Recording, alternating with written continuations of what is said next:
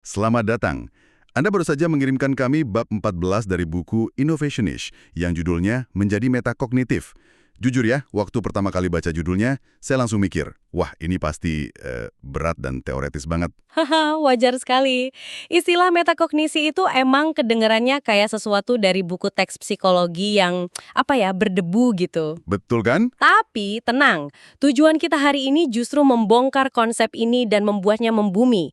Kita mau lihat gimana berpikir tentang cara kita berpikir, ini sebenarnya bisa jadi semacam senjata rahasia. Oke, senjata rahasia yang bisa kita pakai sehari-hari. Jadi misinya jelas, mengubah jargon akademis ini jadi alat praktis. Tepat. Anggap aja ini semacam upgrade untuk sistem operasi otak kita. Saya suka itu. Oke, mari kita mulai bedah. Buku ini mendefinisikannya bukan sekedar berpikir tentang berpikir kan? Ada yang lebih dalam dari itu. Betul, definisi yang lebih tajam dari buku ini adalah proses mental yang sadar. Proses ini membantu Anda merencanakan, memantau, dan menyesuaikan cara Anda belajar. Atau memecahkan masalah. Iya, atau memecahkan masalah. Kata kuncinya di sini itu sadar. Ini bukan melamun ya, tapi sebuah kebiasaan aktif untuk merefleksikan tindakan, emosi, motivasi. Strategi kita juga. Nah itu dia tujuannya, supaya pilihan yang kita ambil itu lebih disengaja, bukan sekedar ya udah ikut-ikutan arus atau kebiasaan lama aja. Saya suka sekali poin tentang ini adalah kebalikan dari mengikuti proses secara buta. Kita semua pernah kan, di kantor ada SOP, ada framework, Pasti. dan kita ikuti aja langkah 1, 2, 3, tanpa banyak bertanya. Padahal metakognisi ini ngajak kita buat berhenti sejenak. Berhenti dan bertanya. Iya, bertanya. Tunggu dulu, apakah langkah-langkah ini beneran relevan buat masalah spesifik yang lagi saya hadapi sekarang? Betul, tapi ada sedikit jebakan di sana yang perlu diwaspadai nih. Metakognisi itu bukan berarti anti proses. Oh, oke. Poin bagus. Justru Anda butuh proses sebagai fondasi, sebagai titik awal. Bedanya, Anda nggak jadi budak dari proses itu. Anda pakai kesadaran Anda untuk bertanya, proses yang biasanya berhasil ini apa masih cocok buat konteks unik di depan saya? Masuk akal. Jadi ini soal fleksibilitas bukan anarki. Persis. Nah, ini dia bagian yang menurut saya paling menohok dari bab ini. Buku ini mengutip riset yang nunjukin kalau desainer berkinerja tinggi itu Ah ya, riset ini. jauh lebih sering melakukan aktivitas metakognitif dibanding desainer yang kinerjanya lebih rendah. Awalnya saya pikir, ya wajar aja, tapi ternyata dampaknya luar biasa. Yang gila dari riset ini bukan cuma soal mereka lebih sering refleksi. Risetnya nunjukin kalau perbedaan performa itu bisa sampai 30% atau lebih loh. 30%. Wow. Iya, coba bayangkan, cuma dengan membangun kebiasaan mental untuk memeriksa cara berpikir, Anda bisa mengungguli kompetitor yang mungkin secara teknis sama pintarnya. Atau bahkan lebih berpengalaman. Benar, ini membuktikan kalau keunggulan itu bukan melulu soal bakat, tapi soal proses berpikir yang bisa dilatih. Itu mengubah segalanya. Artinya, ini adalah skill bukan anugerah. Para desainer sukses itu bukan cuma kerja, tapi mereka secara aktif mikirin tentang bagaimana mereka kerja. Tepat, mereka sadar kalau ada bias yang muncul, atau kalau mereka mulai mentok di satu pola pikir yang itu-itu aja. Dan mereka langsung menyesuaikan strategi saat itu juga. Benar sekali. Buku ini bahkan kasih contoh alat yang sangat konkret untuk melatih ini, namanya MoveMap. MoveMap, oke. Idenya sederhana tapi kuat banget.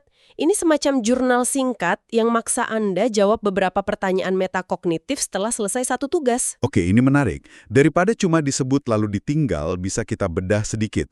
Pertanyaan kayak apa sih yang ada di MoveMap ini? Tentu, jadi buku ini cerita soal sebuah tim desain produk digital.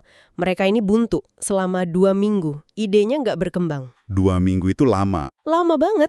Nah, alih-alih melakukan sesi brainstorming lagi dan lagi, manajer mereka nyuruh semua orang diem selama 15 menit dan ngisi MoveMap ini. Cuma 15 menit. Iya, pertanyaannya simpel. 1, apa yang saya pelajari dalam 2 jam terakhir? 2, apa ekspektasi saya dan apa yang sebenarnya terjadi? Dan yang ketiga yang paling krusial, Apa itu? nasihat apa yang akan saya berikan pada diri saya sendiri jika saya bisa mengulang 2 jam terakhir? Wow, saya bisa bayangkan hasilnya. Pertanyaan ketiga itu pasti membuka banyak hal. Tepat. Hampir semua anggota tim, di pertanyaan nasihat itu, nulis variasi dari kalimat ini. Berhenti mencoba menyempurnakan ide lama yang jelas-jelas nggak berhasil. Dan coba sesuatu yang baru. Dan coba sesuatu yang benar-benar baru dan radikal. Peta itu pada dasarnya maksa mereka untuk mengakui apa yang sebenarnya udah mereka rasain, tapi nggak berani mereka ucapkan. Itu memaksa mereka keluar dari mode autopilot. Persis. Masuk ke mode refleksi strategis. Keesokan harinya, mereka buang ide lama dan nemu terobosan baru. Contoh itu dengan sempurna menggambarkan perbedaan penting yang juga diangkat di bab ini, antara refleksi pasif dan metakognisi aktif. Nah, itu dia. Refleksi pasif itu mungkin kayak kita ngelihat ke belakang setelah proyek gagal dan bilang, ya proyeknya gagal ya, selesai. Betul. Itu cuma mengamati hasil akhir. Analoginya kayak Anda nonton siaran ulang pertandingan bola dan udah tahu siapa yang kalah. Oh, ya. Anda bisa nunjuk semua kesalahan, tapi Anda nggak bisa mengubah hasilnya. Itu pasif. Sementara metakognisi aktif tuh jauh lebih maju. Ini bukan cuma soal ngelihat ke belakang, tapi pakai kesadaran itu untuk secara aktif ngebentuk langkah Anda selanjutnya. Iya, saat ini juga. Ini kayak jadi pemain dan pelatih di saat yang bersamaan. Anda analisis permainan selagi permainannya masih berlangsung. Dan langsung ubah taktik di lapangan. Analogi yang pas banget. Dan buku ini mecah metakognisi aktif itu jadi siklus 3 langkah yang terus berputar. Oke, apa aja tuh? Pertama adalah kesadaran. Ini langkah paling dasar. Sekedar menyadahi proses berpikir Anda tanpa menghakimi. Kesadaran itu kayak, pas kita lagi kerja, terus tiba-tiba sadar, loh kok setiap kali ada masalah soal budget, solusi pertama di kepala saya selalu potong biaya marketing ya? Persis, cuma menyadari polanya dulu. Oke, cuma memperhatikan. Langkah kedua adalah evaluasi. Setelah sadar ada pola, Anda mulai mempertimbangkan apakah pola itu sebenarnya efektif. Jadi kita bertanya, tunggu sebentar, solusi potong biaya marketing ini beneran paling efektif? Atau ini cuma jalan pintas yang paling gampang? Ya, atau yang udah biasa saya lakukan, ini bagian yang kadang nggak nyaman karena kita harus jujur sama diri sendiri. Benar. Lalu yang ketiga, yang paling menentukan. Ketiga adalah kontrol. Disinilah tindakan nyata terjadi. Anda pakai hasil evaluasi tadi untuk secara sadar menyesuaikan rencana Anda. Misalnya, baiklah, karena potong marketing itu solusi jangka pendek yang buruk, saya akan larang diri saya sendiri mikirin itu. Untuk 30 menit ke depan, saya akan paksa otak saya cari 3 alternatif lain. Tepat. Siklus memperhatikan, menilai, dan menyesuaikan ini adalah jantung dari metakognisi aktif. Oke, saya paham konsepnya dan siklusnya. Tapi ini kedengarannya butuh banyak disiplin. Dalam kesibukan sehari-hari, gimana caranya supaya ini nggak cuma jadi wacana? Anda menyentuh poin terpentingnya. Praktiknya dimulai dengan mengubah jenis pertanyaan yang Anda ajukan pada diri sendiri. Bab ini kan juga membahas soal kekuatan pertanyaan. Betul. Buku ini ngasih perbedaan yang tajam banget antara pertanyaan kognitif dan metakognitif. Ya, ini bagian favorit saya. Pertanyaan kognitif itu fokus pada tugasnya, misalnya, apa jawaban dari masalah ini, atau gimana cara nyelesain tugas X. Sangat langsung dan berorientasi pada hasil. Betul. Sedangkan pertanyaan metakognitif itu fokusnya pada proses berpikir Anda. Jadi alih-alih bertanya apa jawabannya, Anda bertanya, Menurut saya apa jawabannya saat ini dan mengapa saya berpikir begitu? nah, pergeseran kecil dari apa menjadi mengapa saya berpikir itu adalah kuncinya. Itu ngebuka sebuah kotak Pandora yang isinya asumsi, bias, dan pengalaman kita. Ini memunculkan pertanyaan penting. Apa gunanya sih repot-repot nanya mengapa ke diri sendiri? Kenapa nggak langsung aja cari jawabannya? Karena mengapa itu ngebongkar fondasi dari jawaban Anda. Mungkin Anda mikir sebuah solusi itu yang terbaik karena solusi itu pernah berhasil di proyek lain 3 tahun lalu. Padahal konteks masalahnya sekarang udah beda banget. Sama sekali berbeda. Atau mungkin Anda condong ke sebuah ide cuma karena ide itu datang dari orang paling senior di ruangan. Tanpa bertanya mengapa, Anda nggak akan pernah sadar pengaruh-pengaruh tersembunyi ini. Oke, jadi ini tentang jadi detektif bagi pikiran kita sendiri. Buku ini nyaranin beberapa jenis pertanyaan metakognitif sebagai panduan, kan? Iya, betul. Mari kita coba bahas satu persatu dengan contoh nyata. Yang pertama itu untuk mengungkap asumsi. Benar. Contoh pertanyaannya, asumsi apa yang sedang saya buat di sini? Gimana kalau asumsi itu ternyata salah total? Oke, biar lebih konkret.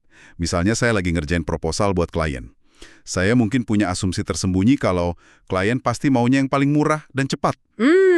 Asumsi yang umum. Umum banget, kan? Saya bahkan nggak sadar kalau itu asumsi. Saya anggap itu fakta. Padahal saya belum pernah tanya langsung. Dengan bertanya, gimana kalau asumsi saya salah? Gimana kalau klien ini sebenarnya lebih mentingin kualitas? Seluruh arah proposal saya bisa berubah total. Contoh yang sempurna. Jenis pertanyaan kedua adalah untuk mengevaluasi keyakinan diri. Anda bisa bertanya, seberapa yakin saya dengan pendekatan ini skala 1-10? Dan apa yang mungkin saya lewatkan? Ini semacam pemeriksaan kerendahan hati intelektual ya, mencegah kita dari jebakan overconfidence. Dan juga sebaliknya, mencegah underconfidence. Mungkin kita punya ide bagus, tapi karena kurang yakin, kita nggak berani ngomong. Benar juga. Tepat. Lalu yang ketiga, yang sering banget diabaikan, memeriksa emosi. Oh, ini penting, penting banget. Pertanyaannya bisa kayak, gimana perasaan saya tentang tugas ini sekarang? Apa rasa frustrasi atau antusiasme saya lagi mempengaruhi cara saya berpikir? Emosi itu bukan gangguan loh, mereka itu data. Saya pernah ngalamin ini. Waktu lagi coding dan ada bug yang nggak ketemu-ketemu, saya jadi frustrasi banget. Pasti. Saya terus nyoba solusi yang sama berulang-ulang. Makin lama makin emosi. Harusnya saya berhenti dan nanya, apa frustrasi ini bikin saya mikir sempit? Dan kalau jawabannya iya. Mungkin hal terbaik yang bisa saya lakuin adalah jalan-jalan sebentar, ambil kopi, terus balik lagi dengan pikiran yang lebih jernih. Persis. Rasa frustrasi itu sinyal kalau pendekatan kita nggak berhasil. Kita butuh perspektif baru. Dan terakhir, yang keempat, ini kembali ke bagian kontrol tadi. Pertanyaan untuk menentukan langkah selanjutnya. Seperti, apa satu hal kecil yang bisa saya coba secara berbeda di 15 menit ke depan? Atau, apa langkah paling kecil yang bisa saya ambil sekarang untuk menguji asumsi saya? Ini membuat refleksi jadi sesuatu yang sangat actionable, bukan cuma renungan. Benar sekali. Rangkaian pertanyaan ini mengubah refleksi dari sesuatu yang pasif dan terjadi sesekali menjadi alat navigasi yang aktif dan konstan. Jadi, kalau kita tarik benang merahnya nih, apa artinya semua ini? Setelah mendalami bab ini, jadi jelas banget kalau metakognisi ini bukan sekedar istilah akademis yang rumit. Sama sekali bukan. Ini adalah keterampilan yang sangat praktis untuk jadi lebih sadar diri, lebih strategis, dan pada akhirnya jauh lebih efektif dalam apapun yang Anda kerjakan. Ini tentang memastikan Anda nggak cuma kerja keras, tapi juga kerja cerdas. Anda mengarahkan energi mental Anda yang terbatas itu ke strategi yang paling tepat. Bukan cuma menghabiskannya pada usaha yang memabi buta.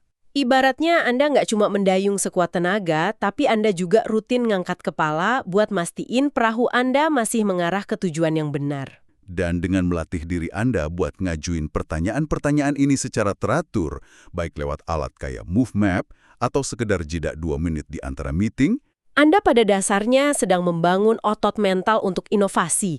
Anda belajar untuk nggak terjebak dalam kebiasaan lama. atau solusi yang itu-itu saja. Dan sebagai hasilnya, Anda secara sadar memilih jalan terbaik ke depan berdasarkan apa yang benar-benar Anda pelajari saat itu, bukan berdasarkan apa yang Anda pikir Anda ketahui di awal. Nah, sebagai penutup, ini mungkin sebuah pemikiran untuk Anda bawa pulang dan coba renungkan. Silakan. Jika Anda mulai menerapkan satu saja pertanyaan metakognitif secara konsisten dalam pekerjaan Anda minggu ini, misalnya, setiap kali Anda akan membuat keputusan penting, Anda berhenti sejenak dan bertanya pada diri sendiri, asumsi terbesar apa yang mendasari keputusan ini, perubahan kecil apa dalam pendekatan atau hasil kerja Anda yang mungkin akan Anda sadari pertama kali,